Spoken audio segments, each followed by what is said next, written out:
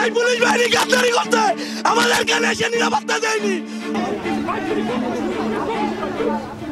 গোপালগঞ্জে যখন এনসিপির নেতাকর্মীদের উপর হামলা চালালো নিষিদ্ধ সংগঠন ছাত্রলীগের কর্মীরা, তখন নিরাপত্তার স্বার্থে এনসিপির অন্যতম নেতা হাসনাত আব্দুল্লাহকে জেলা প্রশাসকের কার্যালয়ে রেখে দেওয়া হয়। কিন্তু সহযোদ্ধাদের উপর হামলা করতে দেখে হাসনাত আব্দুল্লাহ কোনোভাবেই বসে থাকতে পারছিল না। সকল বাধা পেরিয়ে ছুটে চলেন সহযোদ্ধাদের দিকে। বাঘের মতো একাই যেন শেষ করে দিবেন সকল আওয়ামী দূষরদের। অন্যদিকে এনসিপির আরেক অন্যতম নেতা সরাসরি পুলিশকে দোষ দিয়ে বলে পুলিশ নিরাপত্তা দিবে বলে ডেকে এনে তারা আমাদেরকে নিরাপত্তা দিচ্ছেন। নিরাপত্তা দেয়নি।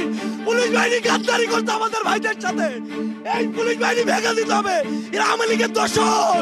এখন আমরা অনেকটাই নিশ্চিত হতে যাচ্ছি যে পুলিশের উপর বিশাল একটা প্রেসার ক্রিয়েট হতে পারে। এখন দেখা যায় এই গন্ডগোলের মূল কোন দিকে যায়। গোপালগঞ্জের সমস্ত আপডেট পেতে চ্যানেলটিকে সাবস্ক্রাইব করে রাখুন।